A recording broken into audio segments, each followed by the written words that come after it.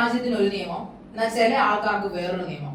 പ്രത്യേകിച്ചും വിവാഹ കാര്യത്തിൽ നമുക്കൊരു നിയമം അനുശാസിച്ചിട്ടുണ്ട്, വിവാഹം കഴിക്കാൻ, വിവാഹ മോചനം നടത്താനും. എന്നാൽ ചില ടീമുകൾ, ഞാൻ എന്താണെന്ന് വിശദീകരിക്കുന്നില്ല, പക്ഷെ നമുക്ക് കേൾക്കുമ്പോൾ അറിയാം, ഫോണിലൊക്കെ വിളിച്ച് അങ്ങോട്ട് മുത്തലാഖ് ചൊല്ലുക. മുത്തലാഖ് എന്ന് പറഞ്ഞാൽ കുറച്ച് പേർക്ക് മനസ്സിലാവും, മൊഴി ചൊല്ലുക. 3 വട്ടം മൊഴി ചൊല്ലുക. നമ്മൾ സിനിമയിലൊക്കെ കണ്ടിട്ടുണ്ടല്ലേ പറഞ്ഞി ഈ മൊഴി ചൊല്ലൽ പരിപാടി. ഇത് ഞാൻ മൊഴിയിലിരിക്കുന്നു, 3 വട്ടം മൊഴിചൊല്ലൽ എന്ന് പറഞ്ഞാൽ അതിനർത്ഥം ഡിവോഴ്സ്.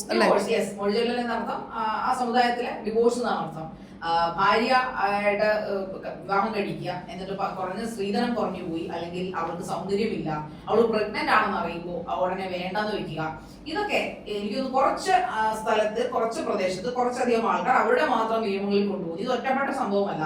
നമ്മുടെ മാധ്യമങ്ങളുടെ ഒരു സർവേ അനുസരിച്ച് ഇതിപ്പോ കലാകാലങ്ങളായി ഇത് സംഭവിച്ചുകൊണ്ടിരിക്കുന്നു. നമ്മൾ നിന്നു പോയി എന്ന് കരുതിയ ഒരു സംഭവമാണ്. നമ്മൾ പഴയ സിനിമകളിലൊക്കെ ഞാൻ ഇന്ന് ഓർക്കുന്നുണ്ട്, പണ്ട് മുരളിയുടെയും ഗീത എന്ന് പറയുന്ന നടിയുടെയൊക്കെ സിനിമയില് ഇങ്ങനെ മൊഴി ചൊല്ലുന്ന പരിപാടികളും കാര്യങ്ങളും ഒക്കെ നമ്മൾ കണ്ടിട്ടുണ്ട്. അപ്പൊ നമ്മളൊക്കെ ആലോചിച്ചിട്ട് ഇതൊക്കെ ഇങ്ങനെ പറ്റുമോ, എന്താണ് അവർ ഇങ്ങനെ ചെയ്യുന്നത്? അങ്ങനെ സ്ത്രീകളുടെ ജീവിതത്തിൽ ഒരു അങ്ങനെ എന്ന് വെച്ചാൽ വേറൊന്നുമല്ല, ഒരാളെ വിവാഹം കഴിക്കുക, എന്നിട്ട് അവരെ തോന്നുന്ന പോലെ മൊഴി ചൊല്ലുക, കുട്ടിയായി കഴിയുമ്പോൾ എന്നിട്ട് അടുത്തവളെ വിവാഹം കഴിക്കുക. അപ്പൊ ഇന്ത്യൻ നിയമം അവർക്ക് ബാധകമല്ല എന്ന രീതിയിൽ. പക്ഷെ അത് മാറ്റി, അത് മാറി. ഇതിപ്പോ ശിക്ഷാർഹമാണ്, അങ്ങനെ ചെയ്യാൻ പാടില്ല എന്ന് നമ്മുടെ നിയമം വന്നിട്ടുണ്ട്. എന്നിട്ടും ഇവർക്കൊന്നും ഒരു പേടിയില്ല. ആരാണ് ഇവരെ സംരക്ഷിക്കുന്നത്? ആരുടെ കണ്ടിട്ടാണ് ഇവർ ഇത്ര കുങ്ക് കാണിക്കുന്നത്? ഒരു സ്ത്രീയുടെ ജീവിതത്തിന് ഒരു വിലയില്ല ഇവരുടെ സമുദായത്തിൽ നിന്ന് ചോദിക്കേണ്ടിയിരിക്കുന്നു. പക്ഷെ എല്ലാവരും അങ്ങനെ ചെയ്യുന്നല്ല. പക്ഷെ ചില പ്രദേശങ്ങളിലെ ചില ആൾക്കാർ ഇത് ചെയ്യുന്നത് ഒരു തൊഴിലാക്കിയിട്ടുണ്ട്. മറ്റേ വീട്ടിലെ പ്രസവം പോലെ തന്നെ ഇതും വർദ്ധിച്ചു വരുന്നതായിട്ടാണ് എടുപ്പിക്കുന്നതാണ്. ഇതൊക്കെ നടക്കുന്നത് ഇപ്പൊ ശാരിക സൂചിപ്പിച്ചതുപോലെ ആ ഒരു സംഭവം നടക്കുന്നതും ഇതുമായിട്ട് ബന്ധപ്പെട്ട് നടക്കുന്നതൊക്കെ ഏകദേശം ഒരു സ്ഥലത്ത് തന്നെയാണ്. ആ സ്ഥലം പറയാൻ മടിയൊന്നുമില്ല, മലപ്പുറത്ത് തന്നെയാണ് നടക്കുന്നത്.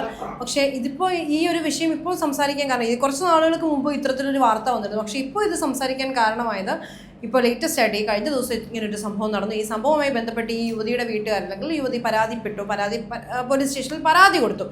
അപ്പോൾ കുറേ വർഷങ്ങൾക്ക് മുൻപ്, അല്ലെങ്കിൽ ഈ ഒരു സമുദായത്തിൻ്റെ ഒരു നിയമം അനുസരിച്ച് അങ്ങനെ ഒരു സമ്പ്രദായം മുൻപ് നിലനിന്നിരുന്നു. അതില്ല എന്ന് പറയുന്നില്ല, ഉണ്ടായിരുന്നു. പക്ഷേ അതിനകത്തെ പ്രശ്നങ്ങളും അല്ലെങ്കിൽ അതുകൊണ്ടുണ്ടാവുന്ന ബുദ്ധിമുട്ടുകളും ഒക്കെ മനസ്സിലാക്കിക്കൊണ്ട് തന്നെയാണ് നമ്മുടെ നാട്ടിൽ ആ ഒരു നിയമം അത് റദ്ദ് ചെയ്യുക, അല്ലെങ്കിൽ നിയമം എന്നൊന്നും അതിനെ പറയാൻ പറ്റത്തില്ല, കാരണം അതിന് നിയമമായിട്ട് അനുശാസിച്ചിട്ടില്ലായിരുന്നു. പക്ഷേ അങ്ങനെ നടക്കാൻ പാടില്ല, അത് നിയമം അനുശാസിക്കുന്നില്ല എന്നൊരു കാര്യത്തിൽ വ്യക്തത വരുത്തിയിരുന്നു. പക്ഷെ അതിനുശേഷവും ഇന്നും ഇത്രയുമൊക്കെ പുരോഗമനം ഉണ്ടായിട്ടും ഈ ഒരു കാര്യത്തിൽ, അല്ലെങ്കിൽ വളരെ ഇങ്ങനെയുള്ള ചില ലിമിറ്റഡ് നമ്പർ ഓഫ് കാര്യങ്ങളിൽ ഒരു പുരോഗതിയും ആർക്കും സംഭവിച്ചിട്ടില്ല. ഇപ്പോൾ ഈ ഒരു കേസ് ശാരിക, ഈ പറയുന്ന യുവതി വെറും 11 മാസം മാത്രമാണ് ഭർത്താവുമായിട്ട് കഴിഞ്ഞത്. ആ 11 മാസത്തിൽ 11 മാസം പൂർണ്ണമായിട്ടും കഴിഞ്ഞെന്നല്ല പറയുന്നത്. വിവാഹം ആലോചിച്ച് വീട്ടിൽ വന്നു, 50 പവൻ സ്വർണം ചോദിച്ചു സ്ത്രീധനമായിട്ട്. നമ്മൾ എപ്പോഴും പറയുന്നതാണ്, ഈ സ്ത്രീധനം വാങ്ങുന്നവരും അല്ലെങ്കിൽ സ്ത്രീധനം വന്ന് ചോദിക്കുന്ന ഒരാൾക്ക് പെണ്ണില്ല എന്ന് തന്നെ പറയണം, അല്ലെങ്കിൽ പെണ്ണില്ല എന്ന് തന്നെ പറയുന്ന ഒരു സമൂഹത്തിലാണ് നമ്മൾ കഴിയുന്നത്. അപ്പോൾ 50 പവൻ ചോദിച്ചെടുത്ത് 30 പവനെ തരാൻ നിവർത്തിയുള്ളൂ, 30 പവൻ കൊടുത്തു. ആ ചോദ്യം സ്വാഭാവികമായിട്ടും ആ ചെറുക്കൻ്റെ വീട്ടുകാർ വന്ന് ചോദിക്കുമ്പോൾ അവർ ഏത് രീതിയിൽ ചിന്തിക്കുന്നവരാണെന്നും അവരെങ്ങനെയുള്ളവരാണെന്നും നമുക്ക് മനസ്സിലാക്കാൻ ഒരു അവസരം ദൈവം അവിടെ തന്നിരുന്നു. പക്ഷെ അത് മനസ്സിലാക്കാതെ അവളുടെ വിവാഹം എങ്ങനെയെങ്കിലും നടക്കട്ടെ എന്നുള്ളൊരു ചിന്താഗതിയിലൂടെ 30 പവൻ സ്വർണം കൊടുത്ത് വിവാഹം കഴിപ്പിച്ചു. അവിടെ ചെന്ന് കഴിഞ്ഞപ്പോൾ മുതൽ, അതായത് കല്യാണം കഴിഞ്ഞ് ആകെ 1 മാസം മറ്റോ ആ കുട്ടി ആ വീട്ടിൽ നിന്നിട്ടുള്ളൂ എന്നാണ് പറയുന്നത്. ആ 1 മാസത്തിനകത്ത്, അല്ലെങ്കിൽ ഈ ഒരു ചുരുങ്ങിയ കാലയളവിൽ ആകെ 11 മാസത്തെ ദാമ്പത്യം. അപ്പോൾ ആ ചുരുങ്ങിയ കാലയളവിൽ ഈ കുട്ടി പ്രഗ്നൻ്റ് ആവുന്നു. അതിനുശേഷം പ്രഗ്നൻ്റ് ആയി കഴിയുമ്പോൾ സാധാരണ സ്ത്രീകൾക്ക് കുറച്ചുകൂടെ കരുതലും കൂടുതൽ കെയറും ഒക്കെ വേണ്ട സമയം. പക്ഷേ ഇവിടെ നേരെ തിരിച്ചാണ് സംഭവിച്ചത്. അതായത് ഈ പറയുന്ന ഭർത്താവിന് സഹോദരങ്ങളുണ്ട്, അവരൊന്നും കുഴപ്പമില്ല. പക്ഷേ ഭർത്താവിൻ്റെ അമ്മയും അച്ഛനും എത്രയുണ്ട് സ്ത്രീധനം, അതായത് സ്ത്രീധനം റിലേറ്റഡ് ആയിട്ടുള്ള കാര്യങ്ങളെല്ലാം ഈ കുട്ടിയോട് ചോദിക്കുന്നു. ബാക്കി എന്താ തരാത്തെ, 50 പവനല്ലേ പറഞ്ഞത്, അങ്ങനെയുള്ള സംസാരങ്ങളെല്ലാം ഉണ്ടാവുന്നു എന്നാണ് പറയുന്നത്. അതായത് കുട്ടി ഉണ്ടായതിന് ശേഷമാണ് സ്വന്തം അച്ഛനെ വിളിച്ചത്, അതായത് ഈ പെൺകുട്ടിയുടെ അച്ഛനെ വിളിച്ചിട്ടാണ് ഈ മൊഴി ചൊല്ലിയത്. മുത്തലാഖ് 3 തവണ ചൊല്ല്. എന്താണ് ഇതുകൊണ്ടൊക്കെ ഉദ്ദേശിക്കുന്നത്? നിങ്ങളൊക്കെ ഏത് നാട്ടിലാണ് ജീവിക്കുന്നത്? ഈ നാട്ടിലൊന്നും അല്ലേ, അതോ സ്വപ്ന ലോകത്താണോ ജീവിക്കുന്നത്? ഇപ്പോൾ എത്ര പേർക്കാണ് ഇത്തരത്തിലുള്ള മോശം അനുഭവം? ഒരിടയ്ക്ക് ട്രെൻഡ് എന്ന് പറയുന്നത് വിവാഹം കഴിഞ്ഞു സ്ത്രീധന പീഡനം, അല്ലെങ്കിൽ ആ മാനസികമായിട്ട് ബുദ്ധിമുട്ടിപ്പിച്ച് ആത്മഹത്യയിലേക്ക് തള്ളിവിടുക. അത് സൗന്ദര്യം പോരാ, ഈ കുട്ടിക്കും ആ പ്രശ്നങ്ങളൊക്കെ ഉണ്ട്, സൗന്ദര്യം കുറവാണ്, പറഞ്ഞ സ്വർണം തന്നില്ല. ഈ സമൂഹത്തിൽ ഏറ്റവും കൂടുതൽ ചർച്ച ചെയ്യപ്പെട്ടുകൊണ്ടിരിക്കുന്ന വിവാഹം കഴിക്കാൻ എന്തിനാണ് സ്ത്രീധനം, അല്ലെങ്കിൽ എന്തിനാണ് സ്വർണം എന്ന ചോദ്യം ഉയർന്നിരിക്കുന്ന ഈ സാഹചര്യത്തിലാണ് ഇന്നും 50 പവൻ ചോദിച്ചിട്ട് ഞങ്ങൾക്ക് 30. ഇതെന്താ കച്ചവടമാണോ? ശരിക്കും വിവാഹം ഒരു കച്ചവടം തന്നെയാണെന്ന് കാലങ്ങളായിട്ട് പറയുന്നതാണ്. പക്ഷേ ഈ ഒരു ഇത്രയും പരിഷ്കാരം വന്ന സ്ഥിതിക്ക് ഈ ഒരു കാര്യത്തിൽ മാത്രമായിട്ട് പിന്തള്ളപ്പെട്ടത് അല്ലെങ്കിൽ പിന്നോട്ട് നിൽക്കുന്നത് എന്തുകൊണ്ടാണെന്ന് മനസ്സിലാവുന്നില്ല. ഈ മുത്തലാഖ് അല്ലെങ്കിൽ ഇങ്ങനൊരു സമുദായത്തിന് ഇങ്ങനൊരു വിവാഹ മോചനം ഈ ഒരു രീതിക്ക് ചെയ്യാനുള്ള ഒരു ധൈര്യം നമ്മുടെ രാജ്യത്തിന്റെ നിയമത്തെ കൊഞ്ഞനകുത്തി കാണിക്കുന്നതിന് തുല്യം തന്നെയാണ്. കാരണം വീട്ടിലെ പ്രസവങ്ങൾ അതും ഒരു കൂസലുമില്ലാതെ വീട്ടിലെ പ്രസവം എടുത്തിട്ട് അതിനെ ധീരവനിതകളായിട്ട് പ്രഖ്യാപിക്കുന്ന നമ്മുടെ നാട്. നമ്മുടെ നാടെന്ന് പൂർണ്ണമായിട്ട് പറയാൻ പറ്റില്ല. നമ്മുടെ കേരളത്തിലാണ് ഇതൊക്കെ നടക്കുന്നത്, പ്രബുദ്ധ കേരളത്തിലാണ് ഇതെല്ലാം നടക്കുന്നത്, നമ്മളുടെ കൺമുമ്പിൽ നടക്കുന്നു. വടക്കൻ ജില്ലകളിൽ പ്രത്യേകിച്ച് മലപ്പുറം പോലുള്ള ജില്ലകൾ, ഇനി അടുത്ത ജില്ലകളിലേക്ക് ഇത് വ്യാപിക്കാൻ ചിലപ്പോൾ കാലതാമസം ഉണ്ടാവില്ല. കാരണം അതിനൊരു കോറം, ഒരു കോക്കസ് രൂപീകരിച്ചിരിക്കുകയാണ്, ഒരു ഗ്രൂപ്പുകൾ. ഇനിയിപ്പോ മുത്തലാഖ് ടീമുകൾ എന്ന് പറഞ്ഞാൽ അടുത്ത കോക്കസും അല്ലെങ്കിൽ അടുത്ത ഒരു വാട്സ്ആപ്പ് ഗ്രൂപ്പ് ക്രിയേറ്റ് ചെയ്യാൻ വലിയ താമസം ഉണ്ടാവില്ല. ഇതുപോലുള്ള ആൾക്കാരുടെ കുടുംബക്കാരും അവരുടെ ടീമുകളും ഈ ഇതിന് ഓപ്പോസിറ്റ് നിൽക്കുന്ന ചെറുക്കനുണ്ടല്ലോ, അതായത് ഈ പെണ്ണിന്റെ ഭർത്താവ് എന്ന് പറയുന്നവൻ, അവരും ഒക്കെ ചേർന്നുകൊണ്ട് അവനെ പോലെ കുറെ അണ്ണന്മാരുണ്ടാവും ഇങ്ങനെയൊക്കെ ചെയ്യാനായിട്ട്. പക്ഷെ ഇതിനുള്ള ധൈര്യം എവിടുന്നാണ് കിട്ടുന്നത്? നമ്മുടെ രാജ്യത്ത് ഈ നിയമങ്ങൾ, പല നിയമങ്ങളും പൊളിച്ചെഴുതേണ്ടിരിക്കും. ഇപ്പൊ ബലാത്സംഗത്തിന്റെ നിയമങ്ങൾ പോലെ തന്നെ ഈ വിവാഹത്തിന്റെ നിയമങ്ങൾ പൊളിച്ചെഴുതേണ്ട സമയം അതിക്രമിച്ചിരിക്കുന്നു. പക്ഷെ കേന്ദ്ര നിയമം അനുസരിച്ച് അല്ലെങ്കിൽ നമ്മുടെ കോൺസ്റ്റിറ്റ്യൂഷൻ അനുസരിച്ച് പഴയ നിയമമായിരുന്നു ഈ മുത്തലാഖ് നിയമം, അത് മാറിയിട്ടുണ്ട്. അത് അങ്ങനെ ചെയ്യരുത് എന്ന രീതിയിൽ തന്നെയാണ് നിയമം അനുശാസിക്കുന്നത്. ശിക്ഷ തീർച്ചയായിട്ടും ശിക്ഷ കിട്ടുന്ന നിയമം തന്നെയാണ്. പക്ഷെ എന്നിട്ടും ഒരു കൂസലും ഇല്ലാതെ ഫോണിൽ വിളിച്ചിട്ട് നിന്നെ ഞാൻ മൊഴിചൊല്ലി എന്ന് പറയാം. മൊഴിചൊല്ലി മാത്രമല്ല, ആ പെൺകുട്ടി അതിനകത്ത് പറഞ്ഞിരിക്കുന്ന അനുസരിച്ച് 1.5 മാസമായി കൂടിയായിട്ട് താമസിച്ചിട്ടുള്ളൂ. അതിനുള്ളിൽ പുള്ളിക്കാരത്തെ ഗർഭിണിയാവുകയും മറ്റു കാര്യങ്ങളൊക്കെ ചെയ്ത് അതിന് തലറങ്ങി വീണതിന്റെ പേരിൽ അവർക്ക് വലിയ അസുഖമാണെന്ന് പറഞ്ഞു വരുത്തുക, അവരെ കാണാൻ കൊള്ളില്ലെന്ന് പറയാം. സത്യത്തിൽ ഇവരുടെ ഈ പെൺകുട്ടിയെ കാണാൻ എന്തായാലും ചെയ്തിട്ടുണ്ടാവുമല്ലോ ഈ പറയപ്പെടുന്ന വ്യക്തി. അപ്പോൾ അറിയില്ലായിരുന്നു പെൺകുട്ടിയെ കാണാൻ കൊള്ളില്ല. അപ്പൊ 50 പവന്റെ പേരിലാണ് അല്ലെങ്കിൽ 30 പവൻ കണ്ണ് കണ്ടിട്ടാണ്. കാരണം ഇത് സ്വർണ്ണത്തിന് നല്ല വിലയാണ്. അപ്പൊ അത് ഏതാണ്ട് 10-30 ലക്ഷത്തോളം രൂപയോളം ഈ പറയപ്പെടുന്ന പോലെ 50 പവൻ കൊടുക്കേണ്ടി വരും. സോ അതുകൊണ്ട് തന്നെ അത് കണ്ടിട്ടാവണം ഒരു പക്ഷേ ഈ കല്യാണം കഴിച്ചിട്ടുണ്ടാവുക. നമ്മുടെ സമൂഹം, ഞാനൊന്ന് ചോദിക്കുന്ന പോലെ നമ്മുടെ സമൂഹം ഒരിക്കലും, കഴിഞ്ഞ ദിവസം ഒരു റീൽ ഞാൻ കണ്ടിരുന്നു, സ്ത്രീധനം കൊടുക്കുന്നത് പോലെ തന്നെ സ്ത്രീധനം ചോദിക്കുന്നു നിരോധിക്കണം, അതൊക്കെ ഒരു മാറ്റണം. അങ്ങനെ ചിന്താഗതികൾ മാറേണ്ടത് ചെറുക്കന്റെ വീട്ടുകാർ ഒരു കാലത്ത് മാറാൻ പോകുന്നില്ല. കാരണം അവനെയൊക്കെ വളർത്തി വെച്ചിരിക്കുന്നത് അങ്ങനെയാണ്. അത് മതം ഇല്ല, ഇന്ന മതമൊന്നും ഇല്ല. ഇപ്പൊ നമ്മളൊരു സമുദായക്കാരുടെ കാര്യമാണ്, വിവാഹ മോചനത്തിന്റെ കാര്യമാണ് പറയുന്നത്. അതും ബേസ്ഡ് ഓൺ സ്ത്രീധനമാണ് അവിടെ സംഭവിച്ചിരിക്കുന്നത്. അല്ലാതെ ഇപ്പൊ അവളുടെ അപ്പൻ കൊണ്ട് കൊടുക്കുക, അവളുടെ ഉപ്പ കൊണ്ട് കൊടുക്കുകയാണ്, മോനെ 20 പവനും കൂടെ ഉണ്ട് മോനെ എന്ന് പറഞ്ഞാൽ അവൻ ഇപ്പൊ കൊണ്ട് കൊടുക്കട്ടെ, അവൻ ഇപ്പൊ തിരിച്ചു വരും. പറഞ്ഞ മുത്തലാഖ് അവൻ തിരിച്ചെടുത്ത് മറിച്ചിട്ട് അവൻ പിന്നെയും ഒന്നുകൂടെ അവളെ നിക്കാതെ കഴിക്കും. അതാണ് ഇവിടുത്തെ ഒരു രീതി. അതിന് മുസ്ലിം എന്നോ ക്രിസ്ത്യൻ എന്നോ ഹിന്ദു എന്നോ വേറൊരു ജാതിയൊന്നോ ഇല്ല.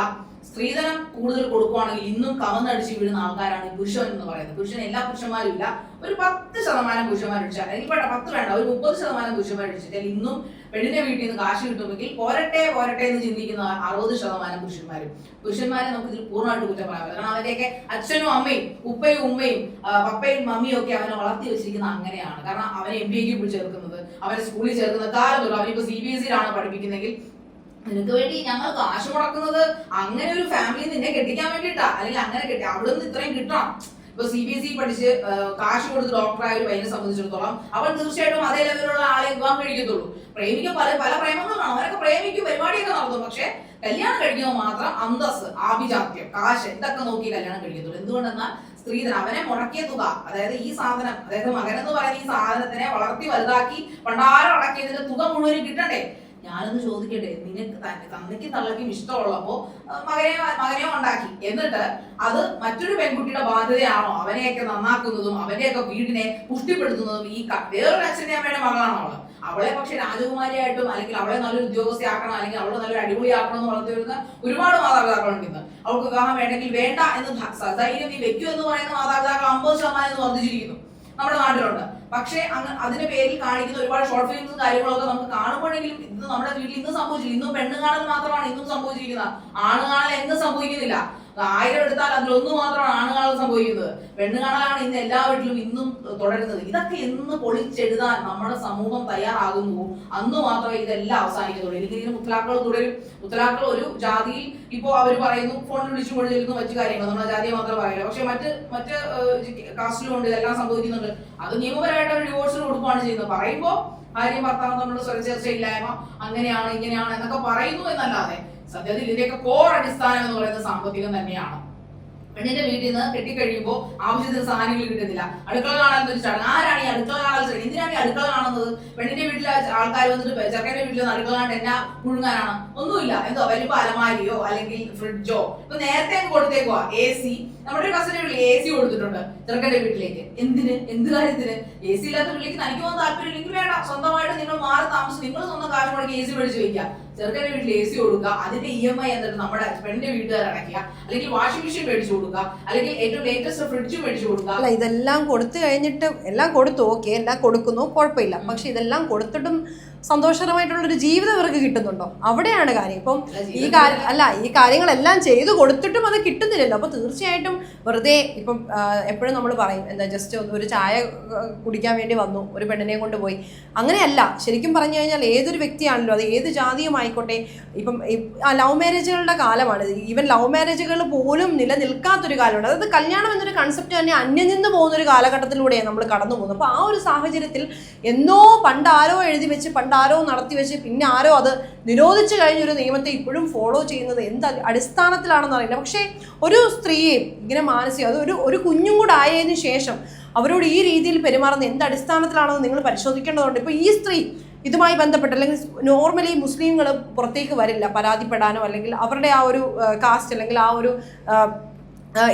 ആ ഒരു ഭാഗം അതിന് സമ്മതിക്കില്ല പുറത്തേക്ക് വരാനോ, അല്ലെങ്കിൽ തൻ്റെ ജാതിയെ അധിക്ഷേപിക്കാനോ. അതൊക്കെ ഒരു കുറച്ചിലായിട്ട് കാണുന്നവരോ. പക്ഷെ അതിനെയെല്ലാം പിന്തള്ളിക്കൊണ്ട് ഈ കുട്ടി തൻ്റെ ജീവിതത്തിന് വേണ്ടിയിട്ട്, അല്ലെങ്കിൽ തൻ്റെ കുഞ്ഞിന് വേണ്ടി, തൻ്റെ അച്ഛന് നേരിട്ട് അല്ലെങ്കിൽ തൻ്റെ ഉപ്പയ്ക്ക് നേരിട്ട് അപമാനം അത് സഹിക്കാൻ തയ്യാറല്ലാത്തത് കൊണ്ട് തന്നെ പരാതി കൊടുത്തു. തീർച്ചയായിട്ടും ഇനിയും ഇങ്ങനെ സംഭവിക്കുന്നുണ്ടെങ്കിൽ പരാതികൾ വരണം. ഈ പരാതികളുടെ അടിസ്ഥാനത്തിൽ നടപടി എടുക്കണം. ഇങ്ങനെയുള്ള എല്ലാവർക്കും അവർക്ക് അർഹിക്കുന്ന ശിക്ഷ ലഭിക്കുകയും ചെയ്യണം.